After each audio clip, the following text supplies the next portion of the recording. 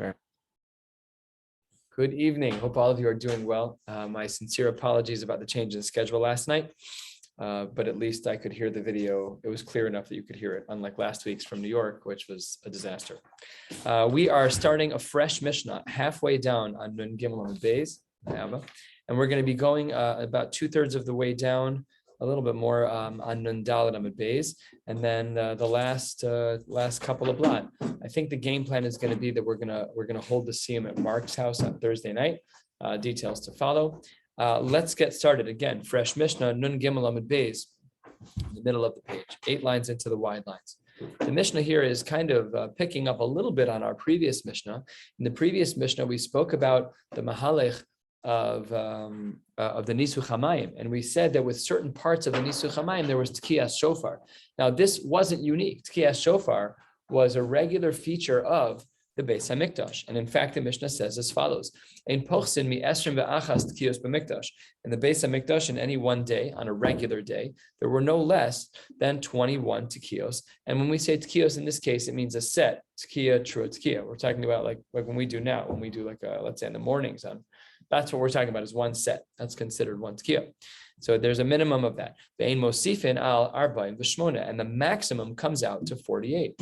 V'chol yom, what was the regular day? So the Gemara says as follows: V'chol yom hayu sham esrim ve'echad tkiyos b'mikdash. There were 21 tkiyos in the Beis HaMikdash. How did the numbers work out?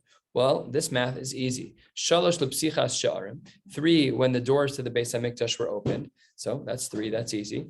V'teisha l'tamish shel shachar, v'teisha l'tamish shel bein harabayim, 9 for each, 9 sets of tkiyos for each of the korbanos tamidin, and 18 plus 3 is 21, and that would be an absolute minimum. On a day when there was Musa, 4 lines into the new Mishnah on Nun Gimel Amud Beis, uve musaf and hayu mosif and od teisha. We're going to spend some time on this line in the Gemara. Uve erev Shabbos, and on erev Shabbos as a warning system, hayu mosif and sheish, they'd add an additional 6. What were those 6? The first 3 were as follows: Shalosh lahavtil asa'am mimalacha. The first 3 were to tell people we're getting very close to Shabbos. You need to stop what you're doing if in fact it is malacha.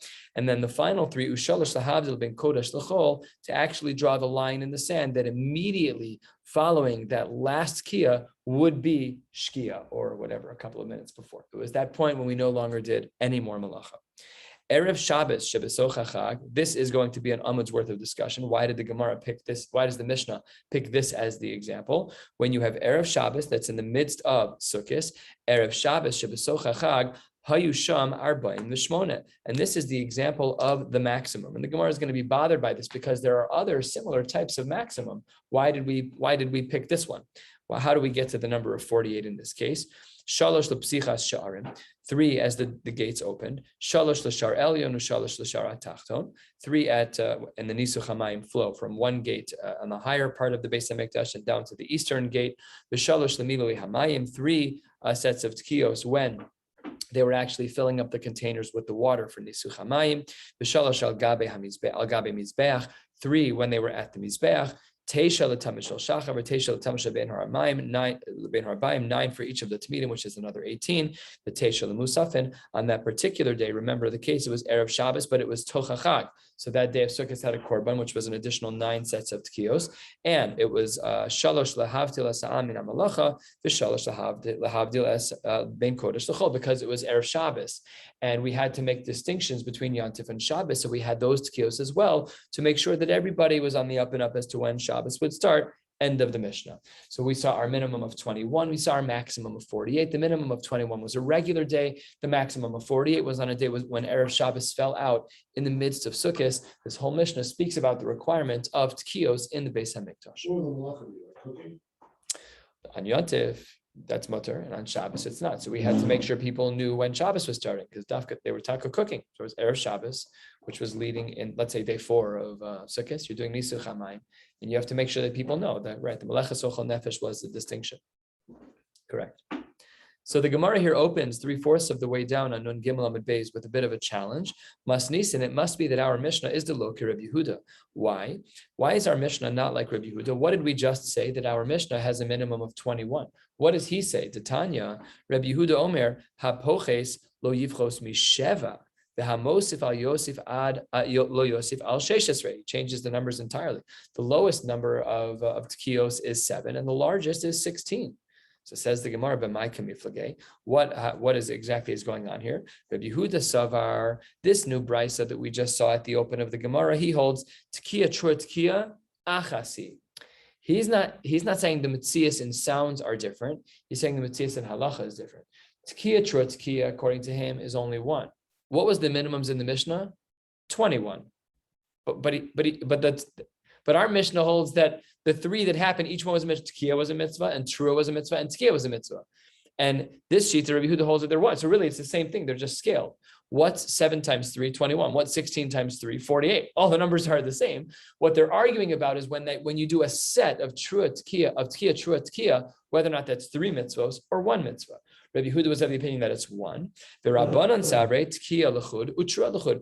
And Rabbanan in our Mishnah, no, they hold that each of those sounds is a separate mitzvah. In which case, our Mishnah should therefore do what it does, which is enumerate to 21, and therefore our Mishnah is clearly not like Rabbi Yehuda. This fact will come up in a little bit about Rabbi Yehuda, because the Gemara is going to try to say that another part of our learning today is like Rabbi Yehuda. We'll come back to this a little bit later. Why do each of these shittas hold the way that they do? Why does Rabbi Yehuda hold that that all 3 sounds are 1 mitzvah? And why do the Rabbanan hold that each sound is its own mitzvah? Says the Gemara as follows. My time of Rabbi Yehuda. We're going to be skipping all of the parentheses as we move through the next few lines. Amar Kra, because the pasuk says uskatem trua. It doesn't say utratem trua, right? It says uskatem trua, which means that you're referring to the trua as a tkiya, which means that they're all 1 and the same, and therefore they're all going to be considered 1. The Rabbanan, what do the rabbis do with that drasha? They say with that pasuk, they say that's not the right way to learn the pasuk. Bichlal. How do the rabbis learn the pasuk? Our Balei HaMishnah, who hold that each and every sound is its own mitzvah. Hahu l'pshuta lefanehu la'achareu dasa. All that pasuk is coming to teach you is that when you do a trua, you need a tkiya beforehand and a tkiya afterwards, right? David, you've been the mockery for years, right? So what do? Tkiya, the Rav does tkiya, and then whatever the middle one is, it's a trua gedola, whatever it is, or trua or shvarim. So then in that case, they're bookended each time with a tkiya. He says the Rabbanan say that's pshat in the pasuk, but it's not to teach you that each one is a separate mitzvah. And then after the parentheses again, v'Rabbanan mai taimayu. What is your reason for holding that each one is a separate mitzvah? All you did was argue against the pasuk of Rabbi Yehuda. We don't know what your thoughts are. So the Rabbanan would answer, the Balei HaMishnah of our Mishnah right here would say, D'chsiv, as the pasuk writes, uvehakil es hakahal, when you're gathering the people, HaKadosh Baruch Hu said, tiska'u v'lo sariu. You should do a tkiya and not a trua. So here's the deal. V'isal kadaitach, we're 4 lines from the bottom on Gimel Amud Beis. V'isal kadaitach, and if you're of the opinion that tkiya trua achasi, if you want to say, Rabbi Yehuda, you say that all of them are all 1, that it's only 1 mitzvah to do all 3. Absolutely not. How do I know that that's not true? Amar Rachmana palga the mitzvah avid palga lo avid. If in fact they're really 1, so this pasuk is indicating a distinction between your 1. You just cut a hair. You're dicing it into nothingness. It doesn't make any sense, because if the pasuk is going to say that you should do a tkiya and not a trua, it implies that those are not the same things. So therefore, it must be that each sound is distinct and separate. So says the Gemara, that's not a good argument. Rabbi Yehuda, he pushes back on the Rabbanan and says, Hahu, that pasuk is l'simana be'alma. When they're doing a tkiya in that pasuk, that's only to catch people's attention. It's not a halachic shofar blowing like we have in the Mikdash, Huda. So that's what it's coming to teach. So v'Rabbanan, how would the Rabbanan respond to Rabbi Yehuda? They agree, you're right, it's simanahu. I do agree that it's only as a simon, it's just to capture people's attention. However, the Rachmana, the fact that it was a Kadosh Baruch Hu was the one who said it, shavya mitzvah, that makes it equivalent to a mitzvah, enough for me to learn that a trua and a tkiya are in fact distinct, and therefore, like our Mishnah holds, and not like Rabbi Yehuda, but rather like the Rabbanan, that each sound that the shofar makes is its own mitzvah. Part 1. Part 2. Now, we just learned the 2 shitas of Rabbi Yehuda and the Rabbanan. The Rabbi Yehuda holds that the tkiya, trua tkiya set is 1 mitzvah, whereas the Rabbanan hold that tkiya, trua tkiya is 3 mitzvahs. Now we're going to learn a statement in the Gemara of Rav Kahana, and we're going to try to figure out with whom does he align more, with Rabbi Yehuda or the Rabbanan. Says the Gemara, Kaman azla hada amar Rav Kahana. With whom is he more like the Rabbanan or like Rabbi Yehuda? What is his line? Last line of Nun Gimel Amud Beis. Ein bein tkiya letrua v'lo klum. There's nothing between a tkiya and a trua. Okay. So it says the Gemara, Kiman, who is that like? It must be Rabbi Yehuda, which makes sense because Rabbi Yehuda holds that they're all one mitzvah. So if you had to pick between the two, you have someone who says a statement, Trua and Tkiya have to be really next to each other. Does that sound more like the Rabbanan who hold like they're separate mitzvahs, or more like Rabbi Yehuda who hold that they're one mitzvah? It sounds more like Rabbi Yehuda. A lot more like Rabbi Yehuda. Says the Gemara, yeah, I agree with you, Pshita. In fact, it's pretty obvious. Top of Nandal and Aleph says the Gemara, that's not so obvious. Ma'od Tema, it might be the case that the line of Rav Kahana where he says Ein bein Tkiya l'trua v'lo klum, it might be that it's afilu kerabanan, even according to the rabbis who hold that a trua and another tkiya and another trua are separate mitzvos. How can it be that it makes sense that this line of Rav Kahana could fit with the Rabbanan? Because maybe what the Rabbanan are doing with this line is trying to exclude a more severe shita.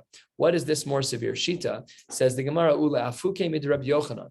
What does Rabbi Yochanan say? De Amar, he says, Shama teisha tkiyos betesha shaos bayom yatza. There's a wild shita that if you hear shofar disconnected, discontiguous from one another over the course of 9 hours of the day. So Rabbi Yochanan says you're yotze. So maybe this line of Rav Kahana is like the Rabbanan. Rav Yochanan wants to say you hear it over 9 hours. You Rosh Hashanah, you start, hopefully our davening will not be that long. But if you have something that starts at 9 a.m. and it goes until 5 p.m., you're packing it in. Every hour you do another set of tkiyos. Rav Yochanan says you're yotze. So says the Gemara, maybe what Rav Kahana really means. Now look back at the line. No, Rav Yochanan, ein bein tkiya l'trua v'lo klum. There cannot be a gap like that, Rav Yochanan. So maybe therefore, Kamash Malan, third line of Nandal and Aleph, that maybe we should say that it's that this statement of Rav Kahana is like the Rabbanan, and they mean to exclude Rav Yochanan, Kamash Malan, that it's not that way. And that's why we had to say that it's like Rabbi Yehuda. Says the Gemara, but wait a second, why don't we say, in fact, like you just recommended, you teed up and tried to knock down an idea. Why can't it be that Rav Kahana is knocking out Rav Yochanan? Why does it have to be the way you said it? There's two possible ways to say it. So answers the Gemara, Im kain mai velo klum. Why then would Rav Kahana have said the language of velo klum? If this statement of Rav Kahana was to be like Rabbi Yehuda, so then we understand. If you're going to say it's like Rav Yochanan, that it's like the Rabbanan rejecting Rav Yochanan, so then the words velo klum are a little too intense. So therefore, we assume that it would not have been said by the Rabbanan for this purpose to exclude Rav Yochanan, and therefore we fall back on our answer that the line of Rav Kahana of Ein bein tkiya l'trua v'lo klum is like Rabbi Yehuda, and the reason why it's not pashut is because there is a havamina that maybe it could fit like the Rabbanan, kamash malan that it cannot. Now, for the astute, I was not among them. For the astute who learns this Mishnah, you'll notice that something was missing. In the previous Mishnah that we learned, not the Mishnah we just learned today, in the previous Mishnah we learned, we said that during the Nisuch HaMayim process, when they walked down the stairs from the section from the Ezras Yisrael down to the Ezras Nashim, we said that they blew shofar on the stairs. And that is missing in our Mishnah. Why is that missing in our Mishnah? So says the Gemara, four lines down. We said the example in our Gemara, Erev Shabbos Shebeso Chachag, but what's missing? The Ilu Lama'alo Asiris Loktani. See, in our Mishnah, it left out what we learned two Mishnayos ago, which is that when you're going down the stairs, there were two Kohanim that went down the stairs. They blew shofar on the 10th stair. Remember, we said we don't know what the 10th stair is. We don't know if it's 5 with 10 to go or 10 with 5 to, we don't know. But it certainly, we talked about it two Mishnayos ago. What happened to it? Why? Maybe it shouldn't be that the minimum is 21. Maybe the minimum should be 24. Well, why did this happen? So it says the Gemara as follows: most nisan money. It must be that our Mishnah is like the sheet of Rabbi Eliezer ben Yaakovi. The Tanya, the Brisa writes, first the Tanakama Shita, the Tanya, Shalosh Lama'ala Asiris. We do 3 tkiyos on the 10th step. And here's the unique shita, and the author of this current Mishnah we're learning, but not of the one we learned yesterday. Rabbi Eliezer ben Yaakov Omer Shalosh al Gabe HaMizbeach. No, we don't do 3 tkiyos on the stairs. We only do it on the mizbeach, and we don't do the ones on the stairs. And then this brisa explicitly states that these two shitas are mutually exclusive. HaOmer Lama'ala Asiris, the one who says that we do tkiyas on the 10th step, Eino Omer al Gabe HaMizbeach. He holds that you don't do the tkiyas by the mizbeach. The HaOmer al Gabe HaMizbeach, and the shita, Rabbi Eliezer ben Yaakov in this case, who says that we do tkiyos by the mizbeach, eino omer lamala asiris. They hold that you don't do the tkiyos on the 10th stair. So the short answer to the question is that we have a machlokas in Mishnayos. The Mishnah that we learned on Nun Gimel Amud Beis is like the opinion of Rabbi Eliezer ben Yaakov, who holds that you are not to do tkiyos on the 10th step. Mashein came the Mishnah that we learned on Nun Aleph Amud Beis, where it does speak about doing tkiyos on the 10th step. That's the other shita. That's the shita of the Tanakama in the Brisa that we just saw right here, 10 lines down or so, even less, on Nun Dal Lamanal. So then let's get into the details. My time with Rabbi Eliezer ben Yaakov. Why does Rabbi Eliezer ben Yaakov hold that one should not do tkiyos when the Kohanim are walking down the stairs? So what he says is as follows. Once we have a standard that the tkiyos should be done when one walks through the threshold of a gate in the Beis Hamikdash, so then what threshold are you crossing on the 10th stair? That's extremely arbitrary. You're literally walking down the stairs like, oh, hold on, 10th stair. Why? So you're blowing shofar now? Why? He said, Lamala asiris, lama li taka, hai lav sharhu. If your bar for tzkiya is doing something significant, like walking through a shar, fine. But what's with the 10th stair? So therefore, Rabbi Eliezer ben Yaakov says, nothing happening. We don't do the tkiyah there. Hilkach, therefore, al gabe hamizbeach adif. It's better to do the tkiyah on the mizbeach, to do the set of tkiyahs on the mizbeach, instead of doing so on the stairs. V'Rabbanan, the shita and the brisa that we saw a couple of lines ago, who say that we do the tkiyah on the 10th stair. Savre, they hold kevan de takala milui hamayim, since not all of the tkiyos were rooted in walking through a sha'ar, right? Some of them were just collecting water, granted for an important purpose, but it wasn't like you walked over a threshold, you were just collecting water. So since we see that one is allowed to do and required to do tkiyah by milui hamayim, al gabi hamizbeach lamali, what's with the mizbeach? That's the end of the road, but it's not as fundamental as gathering here. So therefore, I would rather do the 10th stair. Now, the Gemara is extremely unclear here as to what is magical about the 10th stair. That's true. So Al Piderach Hadrush, the Maharsha writes here that the world was created, as we know, with the name of HaKadosh Baruch Hu, of Yud Hey. And he says here that the 15 Shir Amalos is rooted in that idea. The 15 stairs are representative of the Yud and Hey of HaKadosh Baruch Hu creating the world. And therefore, there is a reason to be Tokeah. You are walking over the threshold of Bria when you go down that 10th stair. That was on the Maharsha speaks about this earlier in the Masechta. That's a very nice idea, but it's certainly not. It's not in the words here, that's for sure. The Gemara doesn't say that, but that's how the Maharsha understands what's going on here and why, even though it appears from the language of the text itself that it's somewhat arbitrary that we're talking on the 10th stair, but there is what to be said for it. So that's what the Gemara says. Hilkach l'mayla ha'asiris adi, for 1/3 of the way down. Anun dal amanal. The Gemara continues. Ki asa Rav Acha bar Chanina midroma. When Rav Acha, we're going to be talking about this for a bit. When Rav Acha came from the south, Aisi Masnisa biyade. He brought with him a Mishnah. He brought with him some sources in the Tanaim that others had not heard. Let's see what the Brisa said. The pasuk reads, "Uvnei Aaron haKohanim yiskau b'chatzotzros," that they should be blowing on the chatzotzros, that they should be making sounds with the horns. She'ein Talmud lomar yisku. It really didn't even need the verb here in this case, because in this context it already said it. Shekvar ne'emar uskatem b'chatzotzros alo lo sechem ve'al shalmechem. We already had the use of the word, and the Torah, the real estate is king. So why would you say the word tkiyah twice? So there must therefore be a purpose for the word of yisko. Ma Talmud lomar yisko, and says Rav Acha, quoting the brisa that he had in hand, Hakol lefi musafin token, that with every korban musaf, it's a little hard to understand the words here. That's why we'll see a commentary in a second. Everything is focused on the musafin. What does that mean? So says Rav Acha, says the Gemara, Hu tani la v'hu amar la. He brought the Mishnah, Rav Acha, and he explained the Mishnah to say as follows. Lomar, this comes to teach us, shetoken al kol musaf u'musaf, that whenever we have a day where 2 korbanos musaf coincide, you would do 9 sets of tkiyos for each of those korbanos. That happens sometimes. Like when we're davening, sometimes you'll see if it's 2 korbanos al korbanos, right? It's in the plural, shnei korbanos, whatever the language is, because we have multiple things going on. So according to this sheet of Rav Acha, in the times of the Beis Hamikdash, based on the brisa that he brought from the Daram, from his Rabbeim in the south, he held that every time we had multiple korbanos in a particular day, it was just 9, 9, 9. Every time there was an extra korban musaf, we added 9 tkiyos. Says the Gemara, that's not so simple. Tanan, we have a Mishnah. It said in our Mishnah that Erev Shabbos shebesocha chag hayasham memches. V'im isa, if your theory is right, why would our Mishnah give an example of 48 of Erev Shabbos shebesocha chag? Listni, Shabbos shebesocha chag. Don't give me Erev Shabbos. Give me Shabbos that coincides with the chag. And then I have to add another korban. 48 plus 9 is much more. It's 57. But because it's not Erev Shabbos anymore, Erev Shabbos had a special set of 6 tkiyos. Because now the case would change to Shabbos and Yontif, we don't need those 6 anymore. 57 minus 6 is 51. Mishkachas lachamshin v'chad.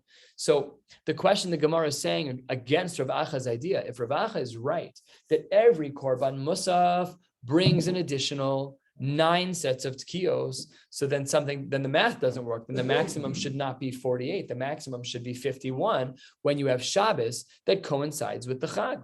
So answers the Gemara, Amar Reb Zera, and this is going to get blown out of the water. Amar Reb Zera, lefi she'ein token lepsichas sha'arim b'Shabbos. Reb Zera says, well, in the case that you contrived of having Shabbos that is coupled with a Chag, so there's 2 korbanos of Musaf, number should be 57, but because it's not Friday anymore, it's Shabbos, so we take away the 6 that we normally did before Shabbos to make people not do malacha, all true. But Reb Zera says, don't worry, we can take away a little bit more, we can take away 3 more, and therefore we'll be back to 48. Which 3 are we taking away? Reb Zera says that on Shabbos, we're not token l'psichas sha'arim, we don't blow shofar when the doors open.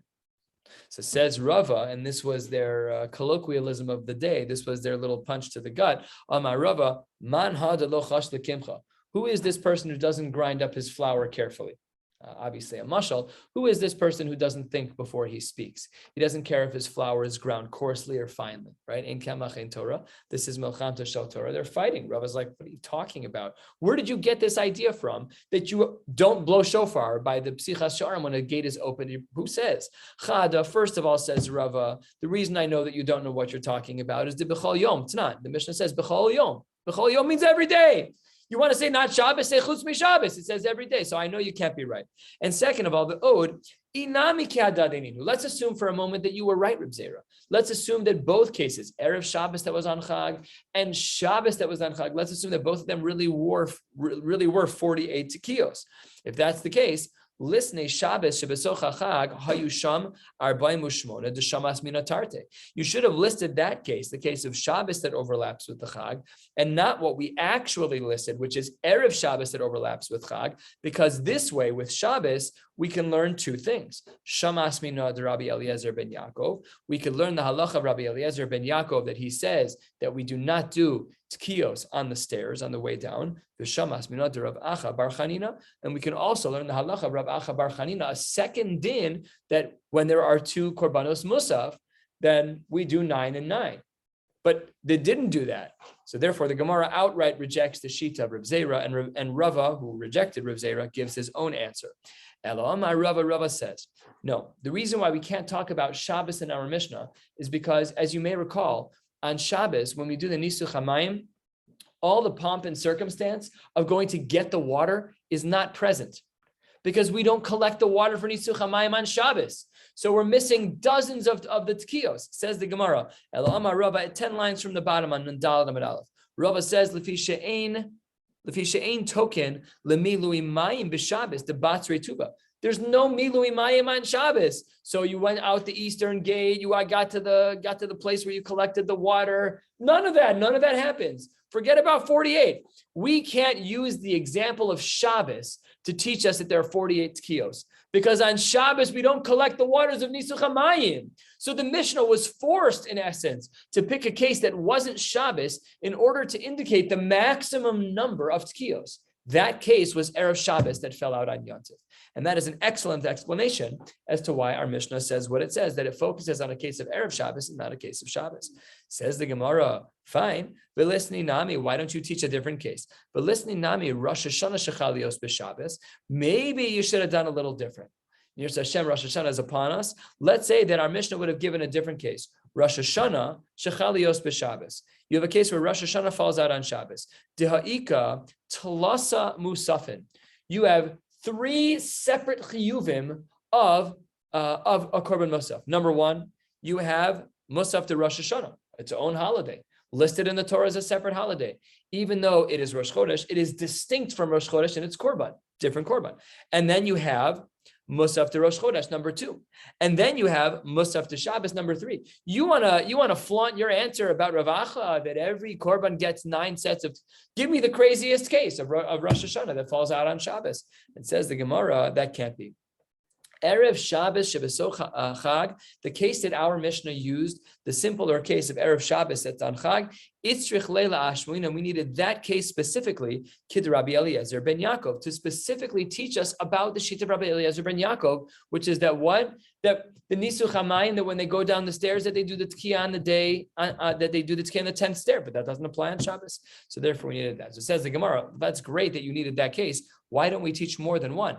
Atu Mika Amar, just because of that. Listening ha velo listening ha. So what? So teach me the case of the Erev Shabbos case, but also teach me the Rosh Hashanah case. Give me everything. Why are you only teaching me one case? Teach me 2 cases. There's 2 cases where we do 48 kilos. Great, wonderful. Why are you being so limited? Only one narrow case of Erev Shabbos that falls out on Chag. What about our case of Rosh Hashanah? We can figure all of it out. Says the Gemara, 2 lines from the bottom. Listening ha, teach me both of them. So says the Gemara answers over here 2 lines from the bottom, Tana v'shir. The Brisa taught something, he taught it once, and then he left out all of the other examples. This is similar in concept to a binyan av, except that a binyan av is an extrapolation of one halachic area to many others, but the concept is similar. The point over here is that our Mishnah had to pick a maximum sample of 48 kios that happen in one day. The example that our Mishnah picked was when Erev Shabbos falls out to be on the Chag. It's ton of a shiur. He's not disagreeing. There are other cases where there are 48 kios. He's masking. He's not excluding them. You're right. You're right. I'm not making a laundry list right now. I'm going to give you one example. You're a smart guy. Go figure out what the other cases are that have 48 kios. Go learn. Be'idach zil gemara. I'm giving you one example. Also says the Gemara, my shiur, the high shiur. When you said shiur in the Mishnah that you're leaving something out, what did you leave out? Okay, you gave me the case of Erev Shabbos that falls out on Yom Tov, where we know that the number is 48 as enumerated in the Mishnah and Gimel Amud Beis. But what are the other cases that you were implying that you left out? So says the Gemara, last few words on Nun Dalet Amud Aleph, Shiur Erev HaPesach. The cases where we left out Erev Pesach. So says the Gemara, Erev Pesach, you can't use that as an example. By the way, Rashi goes through the numbers of how they get to 48. We don't have time to do that. So says the Gemara, Imishum Erev Pesach. If you want to say that Erev Pesach is your example of one of the cases of 48 kios that were left out by the Tana of our Mishnah, lav shiurahu. That can't be one of the cases that was excluded by our Mishnah. Deham money, because who is that like? Rabbi Yehuda. What does Rabbi Yehuda say? That we didn't get to the number of 48. Rabbi Yehuda says, and we've learned this before, that there were so many people that had to bring the Korban Pesach that there were like multiple shifts. And people would, when they were saying Hallel on Pesach, which is part of the enumeration here, how they got to 48, is that they would say Hallel with Tkiyos. So Da'amar, the second line on Dalan Rebbe says, what did Rabbi Yehuda say? Miyamehem in all of the days, shall kashlishis lo higia lomar ahavti kiyishma Hashem mipnei shahayu ama mu'atin. They never ended up getting really to the 3rd full cycle of Hallel, and if that's true, then the number isn't 48. And therefore, that can't be the case of one of the 48s that you left out, one of the cases of 48 kios that didn't happen. So that's a good argument, except for one thing. Says the Gemara, and here's a little bit of a girsa change. Instead of ha'ukimna, the Gemara should read the ha'amris reisha, but wait a second. Didn't we learn the first part of the Gemara today indicated that Rav Yehuda was of the opinion that a tkiyah, true tkiyah, is only 1 mitzvah. And he held that the minimum number of tkiyos would be 7. 7. So says the Gemara, wait a minute. We already determined that our Mishnah is not like Rabbi Yehuda. Says the Gemara, v'ha'amris reisha delok Rabbi Yehuda. We already rejected that. We don't hold like him that the tkiyah, true tkiyah is 1 mitzvah. So all of a sudden over here, you're holding like him. You're like a fair weather fan. Why? A good question. Now we hold like Rabbi Yehuda. No, says the Gemara. Well, maybe not so fast. The Gemara says 5 lines down. The Dilma. Maybe we should say that Hai Tana Savar la Kivase Bechada Upaligale Bechada. Maybe we can bifurcate. Now, Rabbi Huda, we disagree with you in regards to the tkiyos. It's true. The Tana of our Mishnah indicates that the minimum number of tkiyos that can take place is 21. You hold 7. Fundamental disagreement in how we break down the tkiyos based on the psukim that we saw. Fine. But maybe on a different halachic topic, the Tana of our Mishnah could still hold like Rabbi Huda. And what would that be? That they never finished the third halal and there weren't enough tkiyos. That's not necessarily true. It's not necessarily a problem to say that the Tana of our Mishnah can hold like Rabbi Huda in one area and not in another. And if that's the case, then Erev Pesach can't be the example of that which the Tana left out. So let's try again, 6, 7 lines down. Ella, my shiur to high shiur, when we said that something was left out of our Mishnah, that the Tana of our Mishnah only gave one example of the maximum number of tkiyos of 48, which was the case of Erev Shabbos that fell out on Sukkah. So then what are the other examples that you left out? Says the Gemara, shiur, Erev Pesach shechalios be'erev Shabbos. And in that case, apik shis ve'ayel shis. In a case of Erev Pesach that falls out on Erev Shabbos, yes, you're right, apik shis, we have to remove some of them because of the fact that we didn't finish that halal. I agree.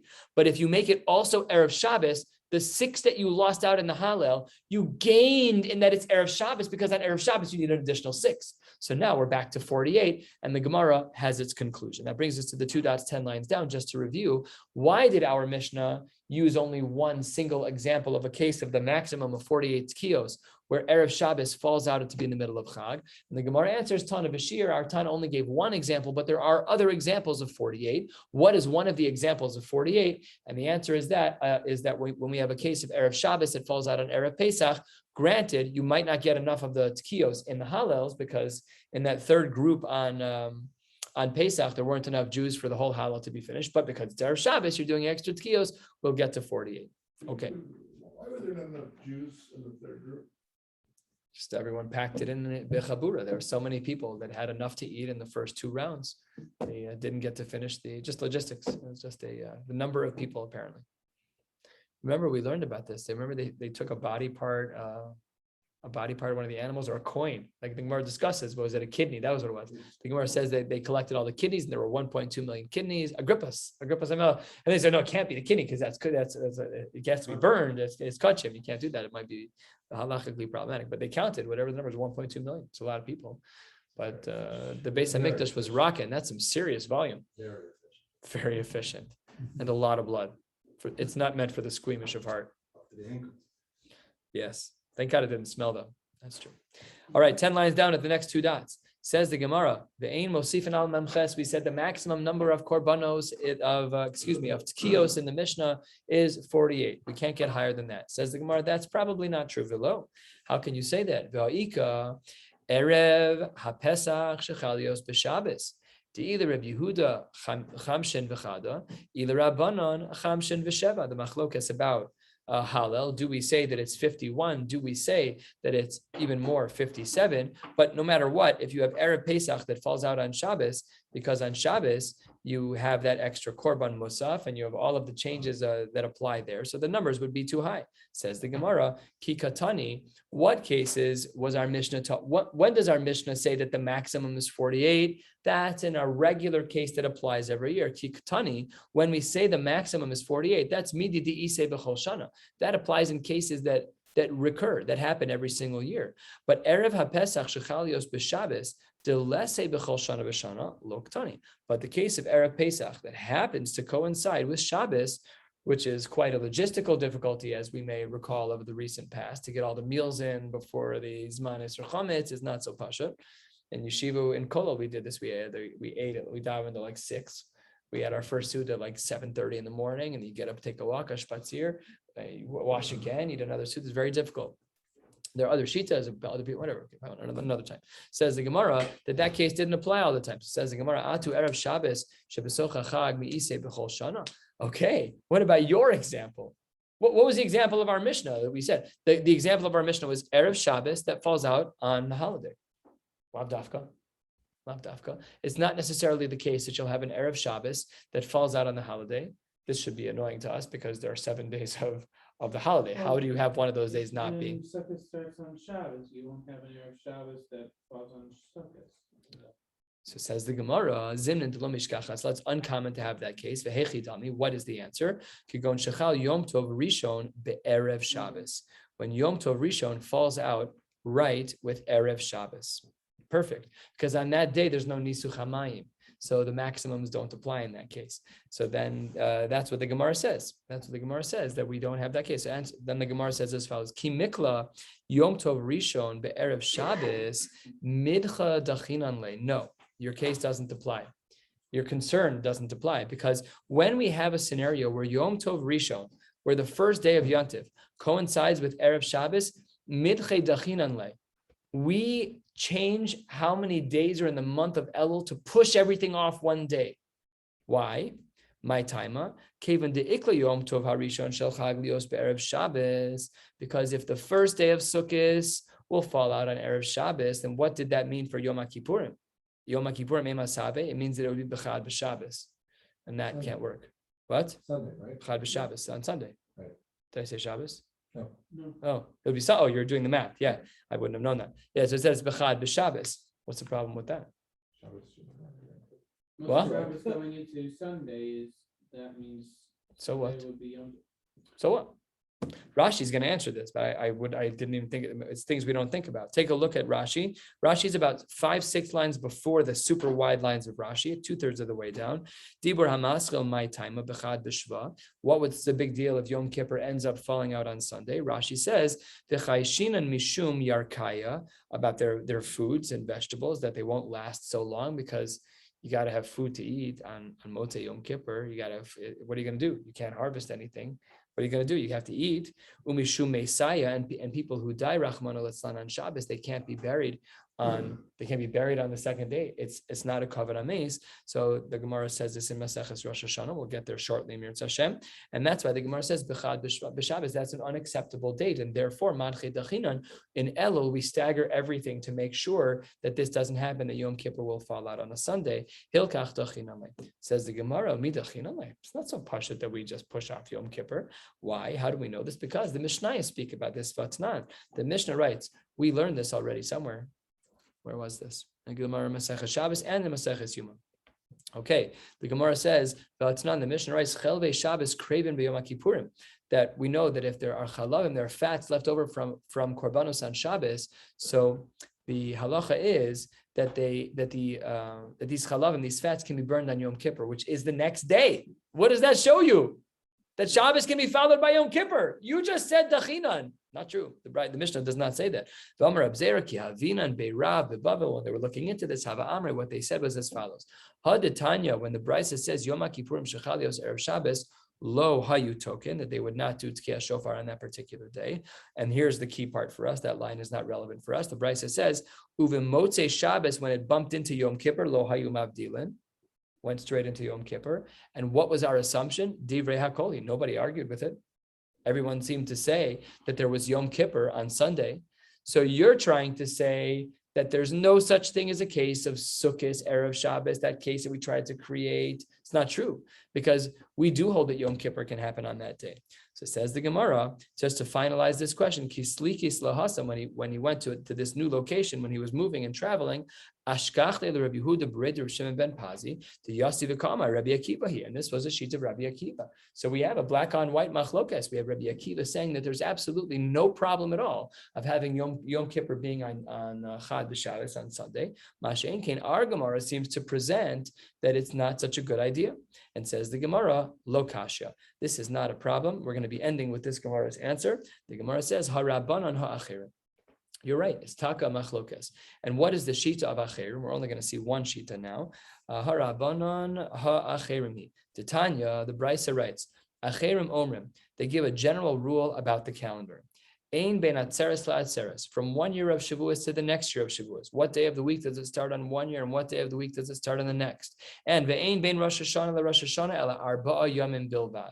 So that's how you can always do the math. If in year one, Shavuos was on day X, or Rosh Hashanah was on day X, 1, 2, 3, 4. That fourth day will be Shavuos the next year. So let's say that Shavuos this past year was on a Monday. So then Tuesday, Wednesday, Thursday, the next year it should be on Friday, fixed calendar. So what is implied from this? That we don't make changes to the calendar. and this is a subtle diuk, it's not strong, but it's the shita of acherim. It's predictable. Our calendar is predictable, which means that even if that Yom Kippur is going to fall out on a Sunday, we don't make a change to solve that problem. We leave it. That's Rabbi Akiva. That's what we just saw. And this brisa closes out, if it happens to be a leap year, then your math equation of Shavuos and Tafshin Pei Aleph, the Shavuot and Tafshin Pei Beis, won't be 4 days, it'll be 5 days. So this shita shows us rather clearly, it shows us fairly clearly that there are no bumps in the calendar where we say, hold on one second, we need to modify a day in Elul, otherwise you don't get, no, we don't do that. So we're going to stop right here. The Gemara is going to ask some questions on this tomorrow. We're stopping on the second of the wide lines in Dalet Amud Beis. We'll pick up here tomorrow night. Wishing you all a beautiful night.